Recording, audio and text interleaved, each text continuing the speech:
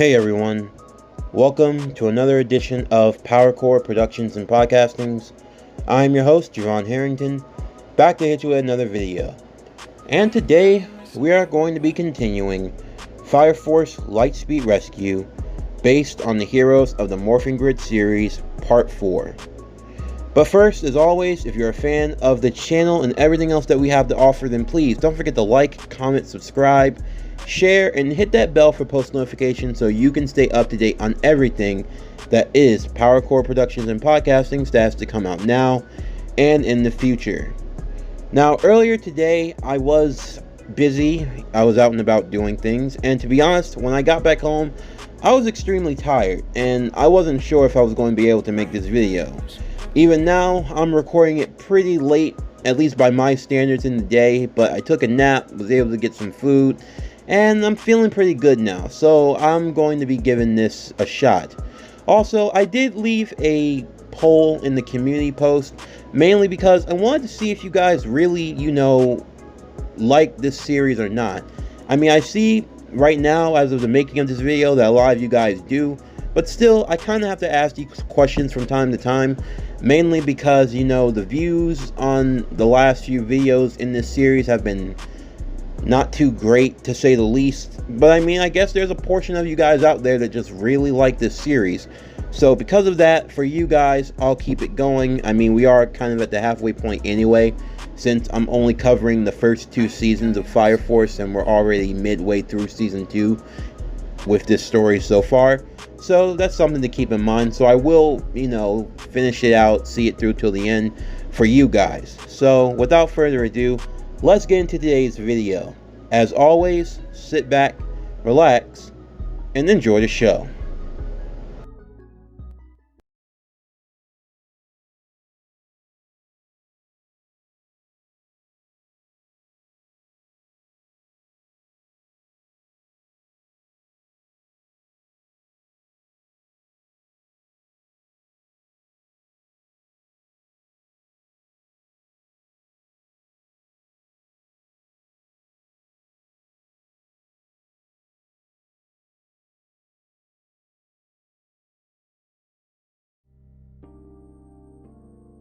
After crossing the Chinese peninsula, the Fire Force team would finally arrive to Avalon, just off from the Asian mainland.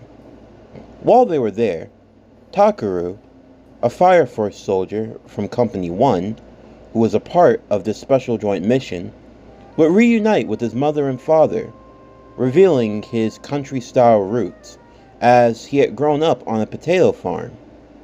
However, much to his dismay, his mother and father were dealing with a bit of a situation, that being that someone was going about stealing their potatoes, an animal to be specific, and this was a bit of a detriment as that was their livelihood.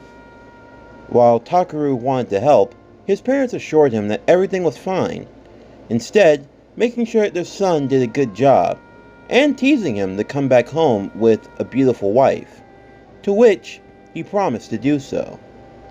Before long, they would continue their travels as they crossed through a desert-like area, heading to a location known as the Spatial Rift.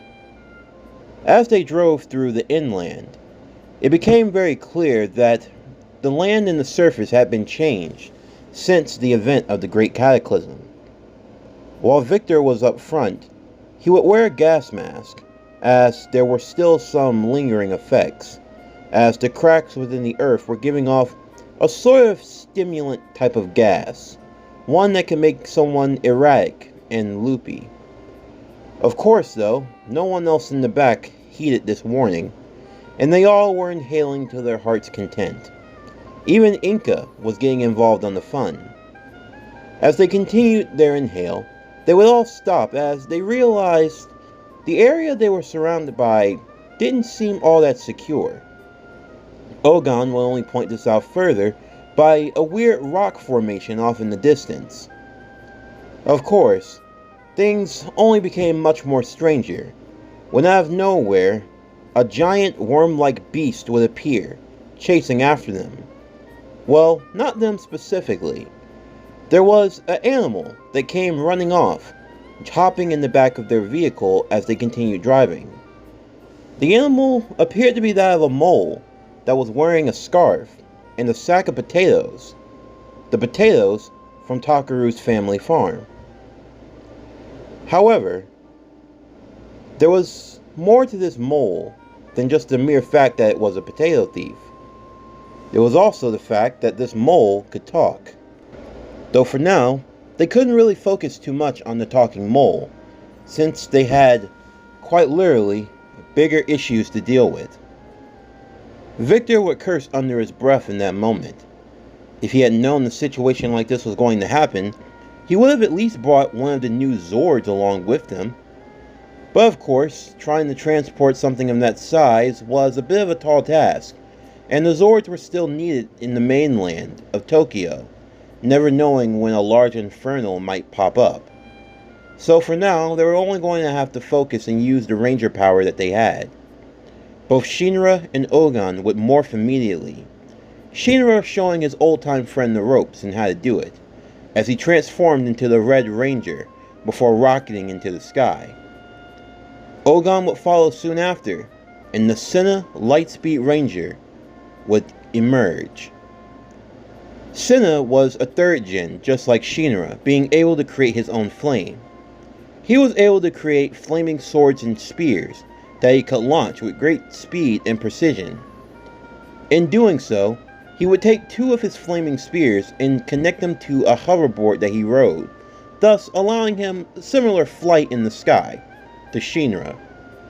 He also had another special ability known as Flaming Ink, at which point he would have flame tattoos cover his body, and for a temporary amount of time, increase his strength, speed, and stamina. Although, with the ranger power he had been given, his strength, speed, and stamina had already been increased to a massive amount. You could say that that would just be another boost on top of a boost, making him immensely strong. However, they weren't the only ones getting involved in the action. Inka wanted to see something exciting, and now she had seen it. And she wanted to test out her new power. She could sense the flame forming around the monster, and she would follow their lead, morphing as well into the orange LightSpeed Ranger. Using her abilities, being the first ever 4th generation to ever emerge, she would begin to create explosions all around the worm monster, while Shinra and Ugan would go in for the final strike, knocking it back and diverting it long enough for the crew to get away.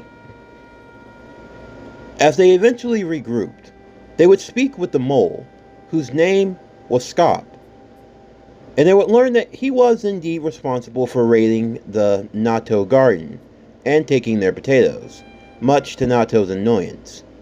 However, Scoop would reveal that he was only doing so to try to feed his friends, those who lived in the oasis. As they wanted to learn more about this, noting that the oasis was near the spatial rift that they were going to, they would travel together, learning more about the land and what had happened. Somehow, the Great Cataclysm, or the results of it, had given animals in this area the ability to talk, although how, they didn't even know themselves. Along the way, they would meet with Scoop's friend, a crow named Beauty. The crow was elegant in its speaking, and he would welcome them, although he wasn't sure of how he could speak also. It was just something that the animals in this area had just been capable of doing. While there, the crew would also learn that they weren't alone. As they saw far off, even in the distance, there were a multitude of infernals wandering the countryside. Inka would get excited as she looked. It looked like a sea of fire. She could see so many buttons, and all she had to do was start them. And in fact, she did. They were far enough away that the infernals didn't catch their attention. But for the few that she had killed, Shinra would rebuke her immediately, as Ugan would immediately start a quick prayer, in order to help guide the souls of those who had been slain. Inka would look at Shinra angrily. She didn't like being told what to do. In fact, ever since she had become a fire soldier, she hadn't had as much fun as she thought it was. She started questioning if maybe she should have gone and joined the evangelists. However, when she looked at Shinra, all that changed. She saw that aura again, the aura of the devil around him. And when she looked, she saw that even the great fire that was soon to come, the one that would be at the end point for Shinra, it didn't just stop spreading over Tokyo. Its reach was even here. It only made her even more excited and reminded her why she joined the Fire Force in the first place. If what Shinra was going to do could reach even this far, maybe even the whole world, then there was no telling what could happen. However, Shinra was not in a kind mood, as he warned her never to do something like that again. She would ask what was even the point. They were infernals. It was their job to take them out. What was the point of saying some stupid prayer to some god that wouldn't hear them in the first place? If a god really existed, why would he allow something like this to happen? And what exactly was even the Temple Church of Soul anyway? The others would start to hear this conversation, and Shinra would try to calm her. But the more Inka spoke, the more she started to strike a chord with all of them. Where did the fire soldiers come from? Where did the Holy Temple come from? It seemed as though something happened 250 years ago. That was as much as they knew. But even then, with the evangelists, it was obvious they didn't even have all the answers. For all they knew, everything that they had been taught could be an absolute lie. And yet, they were so willing to go along with everything they had been told. It just didn't make sense to her. This was her selfishness now in full form. Inka couldn't comprehend the idea of compassion and care for her fellow man. She just wasn't raised that way. Ugon and the others wanted to say something, but Shinra would stop. And he looked back at her seriously, with no smile on his face. He told her that he hoped she felt the same way. Because one day in her life, she was going to be in a situation where she would be powerless and all alone. And when that day came, he hoped that she would still be as strong and independent as she was now.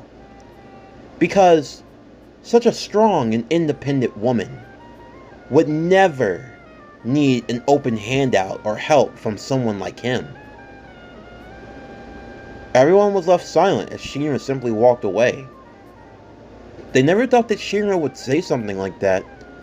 The boy that wanted to be a hero, who would save anyone in need. He had just openly declared that if his comrade was in danger, then he wouldn't do anything. Even Inka was shocked by this, as it didn't sound like something that Shinra would do at all. All the same though, everyone remained silent as they made camp that night. As day rose, the group would continue and make their way to the oasis. Heading off to the outskirts, just before they entered, Shinra, along with the crow Beauty, would fly up to get a better look as to what was going on. Shinra getting a look at the oasis itself, a thriving forest that seemed as though it hadn't been scarred or affected from the Great Cataclysm. But in its center, there was something else. Something that made Shinra very nervous. As the others arrived, they all saw what he had witnessed. They saw Amaterasu, a place where the Great Flame was created. But even more so, there were so many questions now. Why was there an Amaterasu here, similar to the one in Tokyo? It looked as though it had been weathered down from natural causes, but still, it looked as though it were the model for the one that they use today. This only made the conversation that both Shinra and Inca had last night all the more troublesome. If there was indeed an Amaterasu long before the one that they knew, then that meant that there could be some things that they had been taught that wasn't entirely accurate. For a brief moment, Shinra felt shook. What was he supposed to believe? Was he truly supposed to believe now that all the things that he had been taught, were they right or were they wrong? Was he so dogmatic in his belief of being a hero that he might have potentially overlooked the very lies that had been in his face? Was Inca right? Similar to Shimon and the members of Company 7, who didn't really adhere to the teachings of the Soul Church, mainly because there was no reason to.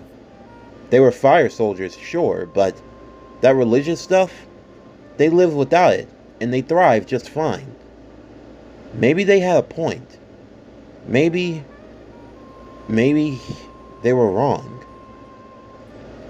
Tamaki would grab Shinra by the shoulder. She could tell what he was thinking, and she shook her head. She wanted to give him some reassurance that he wasn't wrong in his beliefs. Maybe everything wasn't what he thought it was, but at the same time, that didn't stop him from being who he was on the inside. As they made their way, Shinra would hear an internal voice coming from the Amaterasu, or a scoop called their tabernacle. It was the voice of a young woman who appeared in Shinra's mind dressed in black robe. It told Shinra to protect the forest. At the same time, a group of infernals would be beginning their own plans, led by a speaking infernal of a demon class known as Tempeh, a talking infernal similar to the one that Shinra had fought a while ago, just when he had become a fire soldier. The demon infernal Tempeh would reveal his plans to those that followed him, fellow infernals who were also capable of limited speech.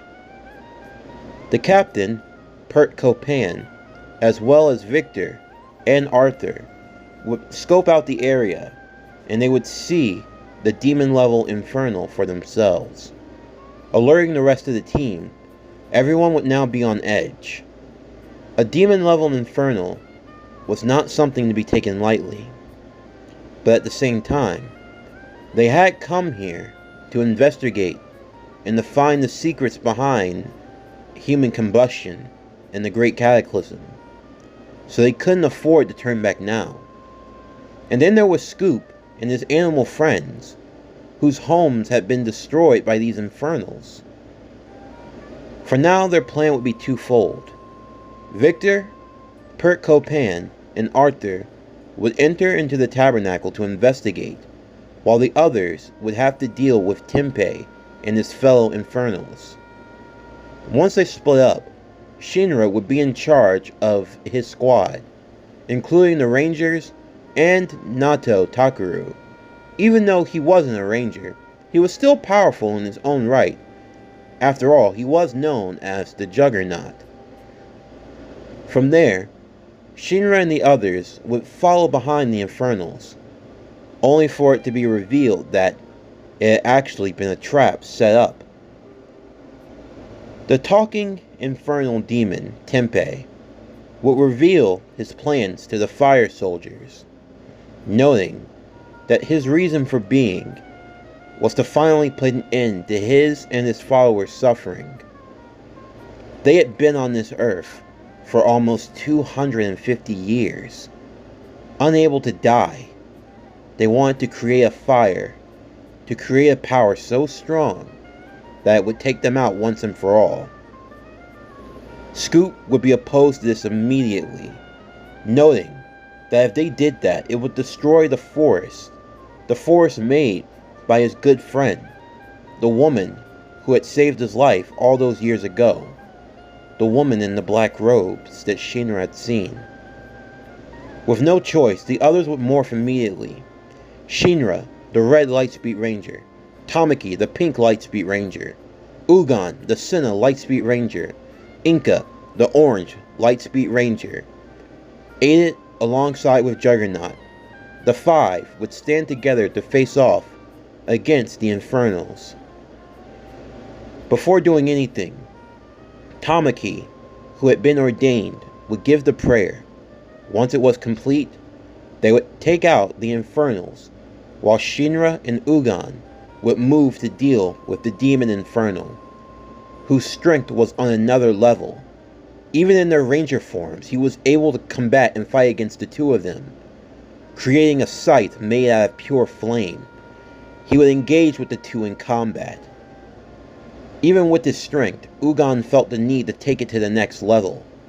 He would use flaming ink, as a turquoise-like fire would appear around him, before creating tribal markings all over his ranger suit. As the markings would glow, Ugon would feel his strength increase tenfold, as he would go head-to-head against the Demon Infernal, while Shinra would back him up as well, with his flaming souls, as they engaged in combat. Back inside the tabernacle, or the Amaterasu, Victor, as well as his comrades, would find a special room that had a code made out of numbers. They tried to figure out what it was, or what it all meant. That was until Arthur came up with a hypothesis. From the starting point, at least from Arthur's point of view, it looked like it was the code based on pi. After searching through, there were results, but they were a bit inconclusive. They continued to move forward though, and they could tell that the closer they got, the stronger a sensation from inside of the Amaterasu would begin to grow. From the presence, there would be a white feathered arrow, alongside with a keyhole. Once Victor took note of everything around him, to his dismay, he believed he figured out what Amaterasu was. Amaterasu, the way that it functioned, how it worked. It was a mechanism that required a key. That key being a sacrifice. And that sacrifice was a living being possessing an Adola burst. And right now, within the walls of the Amaterasu, while faint, someone with an Adola burst was stored within. On the outside, Shinra and the others would be finishing off the remaining Infernals. However, Tenpei would still remain. Tenpei would be giving both Shinra and Ugon a run for their money. Even Inka, using her ability to create fires and predicting the movements of what she could see, was no match for the Demon Infernal. All the same, they knew that if things continued on like this, they would be taken down one by one. Shinra knew that he needed more power. He needed grace. But the only way that he knew how to get it, at least in his mind, was from the Evangelist, and there was no way he'd get it from there. But maybe there was another way. Within Shinra's mind, he would hear the voice once again of the woman in black, who would give him advice, telling him that he had his own grace. He realized it was the woman that took care of the oasis, the one who had asked him to protect the forest. He asked what she meant, and she merely gestured to his morpher. Then Shinra remembered that his power was connected to something called the morphing grid, something that was far different from any other power. Maybe all those times, the grace that he got, it came from the morphing grid itself, not from the nether. It was a power very similar, but it didn't feel dark or malevolent. It felt warm, inviting, like a flame that gave comfort in the night. The more that he thought about this, the more Shinra realized that maybe he could get grace from the morphing grid. But of course, he would need some preparation, as it required a great amount of mental focus, a strong sense of feeling and desire. And even then, there was no guarantee that he'd be able to pull it off. He would ask for the others to buy him some time, and they would have no choice but to do so. Ugon would use his increased strength to fight against the demon Infernal, matching it in power for a bit, while Inca would back him up, trying to create as many explosions as she could. The demon Infernal, however, would eventually get the best of Ugon, knocking him aside, along with Tamaki and Takeru, until eventually Inca was all alone. As he raised his sight above his head as he looked down upon her, she tried to start multiple fires that had been forming around him, but they were doing nothing. This demon Infernal was truly on another level. From the demon's eyes, he could sense the Adola inside of her. She would be the sacrifice, the one that they needed. Inca in that moment realized her life was truly in danger. It could truly come to an end right then and there. She then remembered the words of Shinra and noted that this could really be the end of her. She closed her eyes, and yet even under her helmet, she whispered something akin to a prayer. Although she didn't pray to a god, she didn't pray to anyone really. She didn't think anyone would hear her, but all she could say was help. And at that very moment, a rocket of pure red would come streaking through, as Shinra, now enhanced by the grace of the morphing grid, as he called it, would strike with speed and precision, taking the demon out at its core. The moment he did so, as his body would break down and rebuild itself, moving beyond light speed, Shinra for a brief moment would see back in time to when Tempeh survived the Great Cataclysm. He would see how the evangelists emerged from the spatial rift, and how they used a firebug to turn Tempeh into an infernal demon. The moment Shinra's attack was over, Tempeh would have a massive hole in his chest. As he turned back around, he would look to Shinra and thank him, relieving him from his suffering and his friends, as he would burst into a massive explosion of flame off in the distance from the forest. As the fight came to an end, the woman in black would communicate with Shinra, thanking him and confirming that she too had been turned into an Indola burst by the evangelist long ago. But she used her energy to create the oasis for the animals, to care for them instead of giving in to their plans. And for that, she was grateful for his help.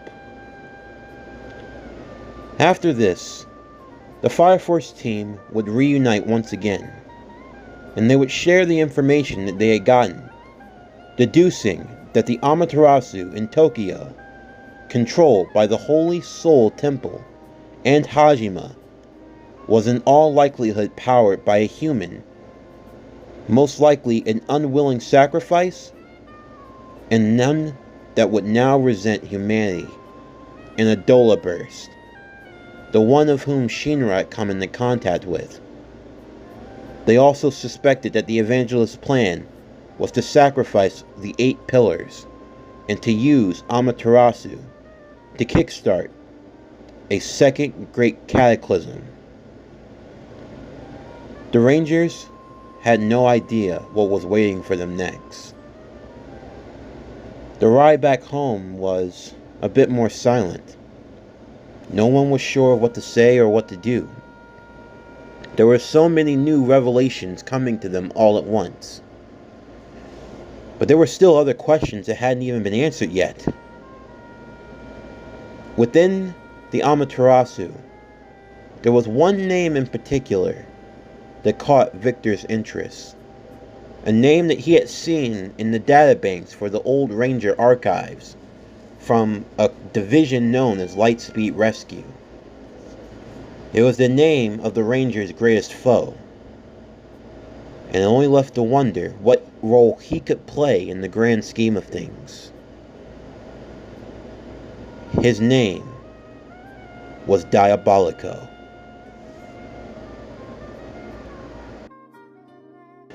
This concludes Fire Force Lightspeed Rescue, based on the Heroes of the Morphin Grid series, Part 4. As always, if you're a fan of today's video and everything else that we have to offer, then please don't forget to like, comment, subscribe, share, and hit that bell for post notifications so you can stay up to date on everything that is PowerCore Productions and Podcasting that has to come out now and in the future. Stay tuned next Monday as we continue with our new slate of videos. And on Monday, we will be continuing What If Deku Was Iron Man? My Hero Academia Armored Adventures, Part 6. But anyway, that's going to do it for the end of today's video. I'm Javon Harrington with PowerCore Productions and Podcastings. Signing off, and I'll see you next time.